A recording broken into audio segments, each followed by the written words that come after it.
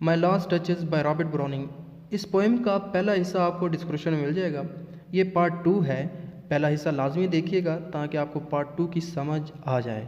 तो पार्ट 2 में क्या कहता है sir it was all one my favour at her breast the topping of the day light in the fest the bow of cherries some of a fishes full broke in the orchard for her the white mule she rode with round the terrace।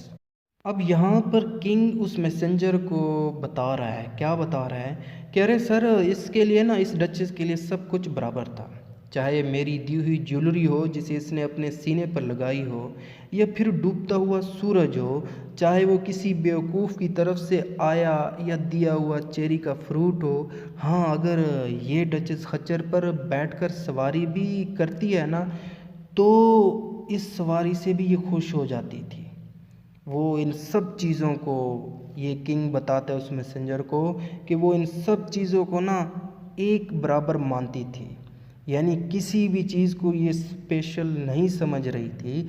यानी अगर मैं husband था तो मेरी चीज़ों को भी ये स्पेशल नहीं समझती, बल्कि मैं और लोगों में फ़र्क नहीं करती, ये मुझे और लोगों को बराबर समझती थी। ऐसी थी मेरी डचेस। आगे कहता है all and each would draw from her alike the approving speech or blush at least। यहाँ पर फिर वो किंग, वो ड्यूक उस मैसेंजर को बताता है कि ये जो डचेस थी ना, हर चीज़ को एक ही नज़र से देखती थी और हर चीज़ के लिए एक ही किस्म की तारीफ़ करती थी, या फिर तारीफ़ करते करते ये डचेस थोड़ा सा ना शर्मा जाती थी। इन लाइनों को पढ़ने से ऐसा लग रहा है जैसे ये किंग अपनी डचेस की तारीफ़ या फिर कुछ खामियां बता रहा है। खैर आगे क्या होता है, ये किंग कहता है कि she thanked men good but thanked some how I know not how as if she ranked my gift of 900 years old name with anybody's gift. अब ये ड्यूक, ये किंग इस मैसेंजर को इन लाइंस में कहता है कि ये जो डचेस है ना, दूसरे लोगों को थैंक यू कहती थी। हाँ, ये अच्छी बात है, गुड, मगर ये दूसरे लोगों में और मुझ में फ़र्क नहीं करती थी, मैं तो हस्बैंड था ना। इसके बाद मज़ीद ये ड्यूक कहता है, क्या कहता है, माई gift of 900 years old name with anybody's gift. कहता है कि शादी के बाद मैंने 900 साल पुराना गिफ्ट दिया था इसे, जो एक तरह से मेरी फैमिली की ना निशानी था। ये लड़की क्या करती है, इस 900 साल पुराने गिफ्ट को भी कोई वैल्यू, कोई कदर, कोई अहमियत, कोई इम्पोर्टेंस नहीं देती। इस लड़की के लिए ये 900 साल पुराना गिफ्ट भी बाकी गिफ्ट्स की तरह है। आगे कहता है would stop to blame this sort of trifling. यहाँ पर ड्यूक परेशान होकर बताता है कि कौन उस डचेस के सामने जाए और ये बताए कि जो तुम कर रही हो ना बिल्कुल गलत है। अब आगे ड्यूक इन लाइंस में इवन हैड यू स्किल से लेकर एक्सीड द मार्क तक कहता है। क्या कहता है उस मैसेंजर को, कहता है कि अगर तुम मेरी जगह होते तो तुम इस डचेस को कह देते कि तुम्हें ये बात पसंद नहीं है या ये चीज़ पसंद नहीं है, तुम ऐसा कह सकते थे, लेकिन मेरे अंदर ऐसी बातें करने के स्किल्स नहीं हैं। यहाँ पर देखा जाए ना तो ये ड्यूक जो है ना, ये इंटरनेशनल झूठा लग रहा है, क्योंकि इतना सब इस आम से मैसेंजर को इसने बता दिया इतनी डिटेल में, और ये अभी भी कहता है कि मुझ में बातें करने के स्किल्स नहीं है। यहाँ पर इन लाइंस में ड्यूक उस बात को आगे लेकर चलता है, and if she let's say लेकर नेवर टू स्टूप तक। यहाँ पर ये जो ड्यूक है ना, उस मैसेंजर को कहता है कि ठीक है, अगर मुझ में बात करने के स्किल्स होते भी ना, तब भी मैं अपनी वाइफ के सामने यानी इस डचेस के सामने नहीं झुकता, और ना ही ये बताता कि तुम गलत हो, और ना ही ये कहता कि तुम्हारी ये बात मुझे अच्छी नहीं लगी, और ये तो बिल्कुल नहीं कहता कि तुम अपनी लिमिट्स को पार कर रही हो। मैंने बस ये तय कर लिया था कि मैं इस डचेस के सामने नहीं झुकूंगा।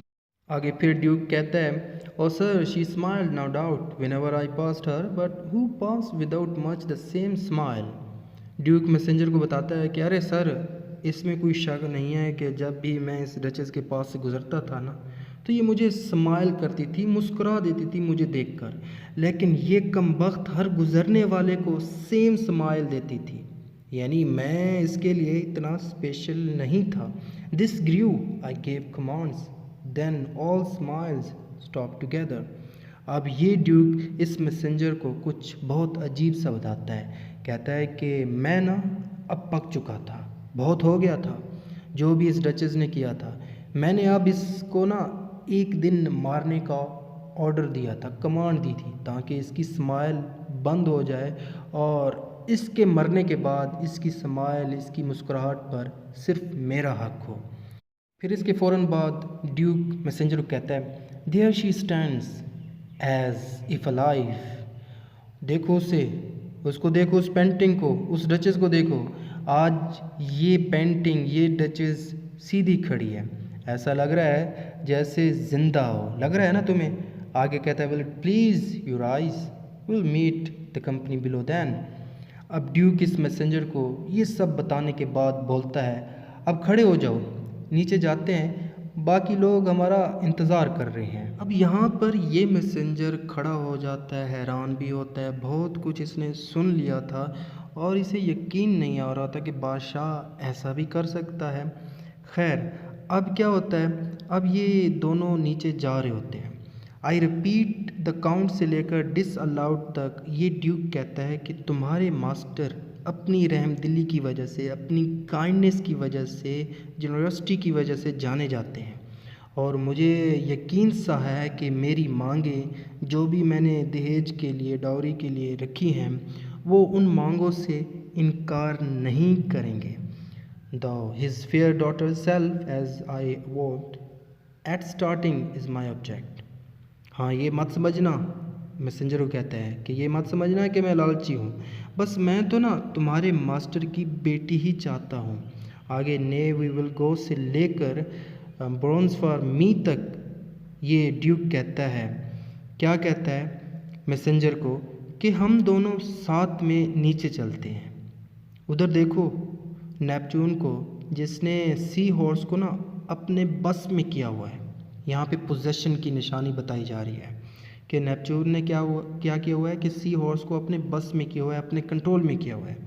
ये मूर्ति, अब ये मैसेंजर को बताता है, ड्यूक बताता है कि ये नेपच्यून की जो मूर्ति है ना, बहुत नायाब है, यानी रेयर है, जिसे किसने बनाया, जिसे क्लॉज ऑफ इंसबर्ग ने ब्रॉन्ज के इस्तेमाल से ख़ास मेरे लिए बनाया है। तो उम्मीद करता हूँ ये सारा जो मोनोलॉग है आपको क्लियर हो गया होगा। अगर ये नज़म आपको अच्छी लगी है तो लाइक कीजिएगा, सब्सक्राइब कीजिएगा, दोस्तों के साथ लाजमी शेयर कीजिएगा और कमेंट में अपना फीडबैक देना ना भूलिएगा। Thanks for watching this.